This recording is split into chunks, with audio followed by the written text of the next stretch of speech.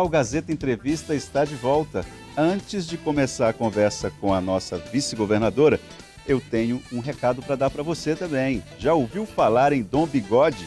A nova barbearia de Rio Branco já está aberta para homens de bom gosto. Na Dom Bigode, que eu também sou cliente, tem cervejas importadas e nacionais, charutos e uma linha de cosméticos exclusiva.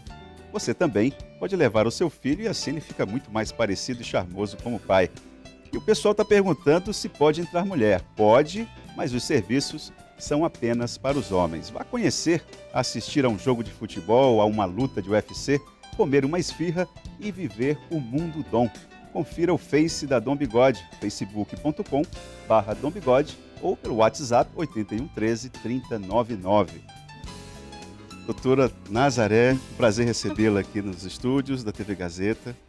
Prazer estar com você aqui também, tá? A senhora, é um velho amigo. A senhora tem sido uma espécie de diplomata, porque diz que a diplomacia ela vem antes dos negócios, né? Ou antes da guerra também. Exatamente. E em relação a essas relações comerciais que o Estado do Acre está começando a formar uma agenda, a senhora tem sido uma pessoa que o governador Tião Viana tem colocado na linha de frente.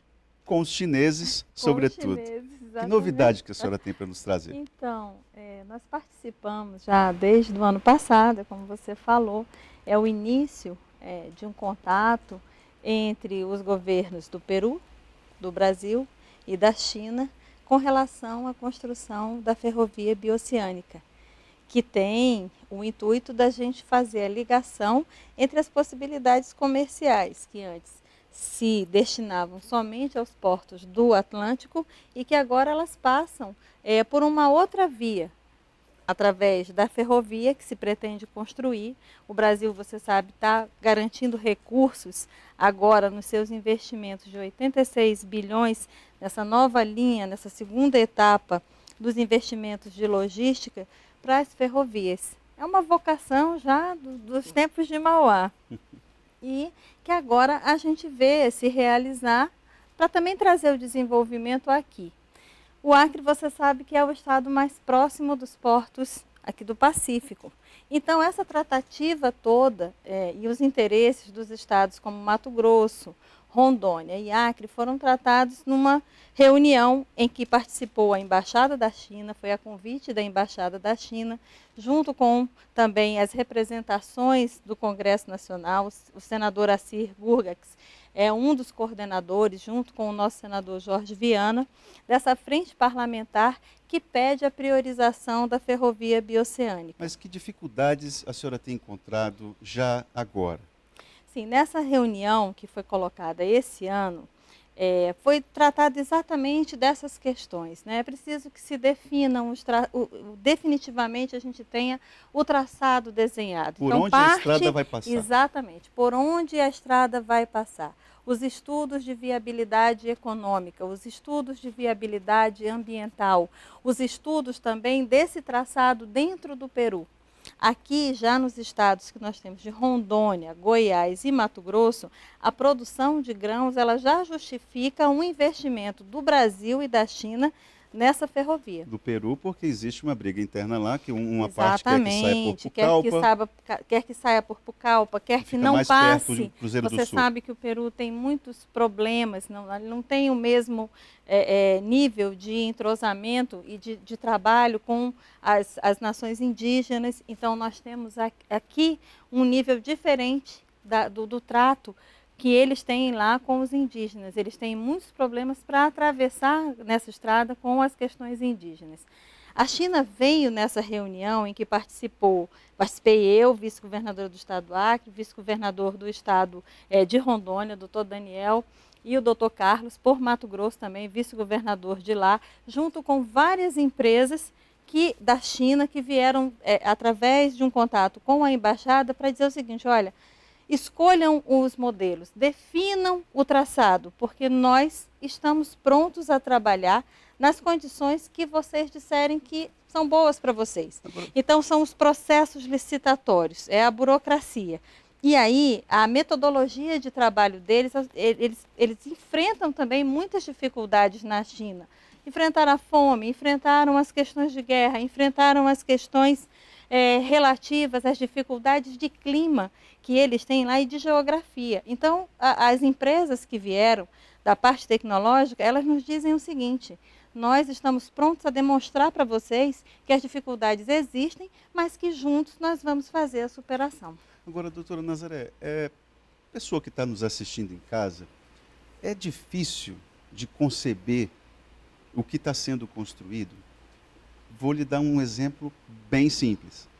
A pessoa ouve gestores públicos falando a respeito da construção dessa ferrovia. Uhum.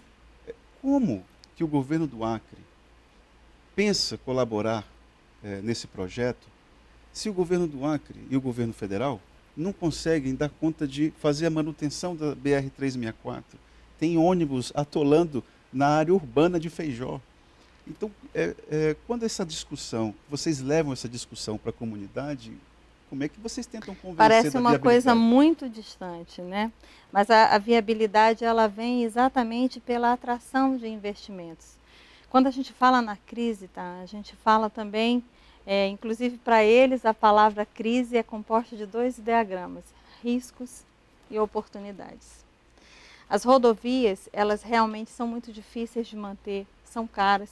Foi um modelo adotado, nós sabemos. A senhora citou Mauá? Exatamente. Mauá tinha definido qual era o nosso modelo, Seria né? a ferrovia, Seriam as ferrovias. Mas nós fizemos a questão da opção pelas rodovias. É um modelo, nós temos todo um aspecto em relação à indústria automobilística também, que utiliza por demais a força dela para fazer exatamente as rodovias acontecerem, mas o plano de investimento do Brasil é exatamente para que a gente crie novas alternativas. Nós não vamos resolver os problemas que estão postos para a sociedade brasileira em termos de crise econômica, em termos de crise política, usando velhas saídas. Nós precisamos de saídas e investimentos novos, novas frentes de trabalho. A ferrovia bioceânica, tenha certeza, é um desses investimentos. O Brasil está colocado numa situação, junto com a China, nos BRICS. O investimento pode ser financiado através dos recursos que já são existentes nos BRICS. A própria China já conseguiu demonstrar a facilidade dos investimentos. O problema é exatamente eu definir o que quero, como quero, qual vai ser a participação. Vocês vão colocar a PPP?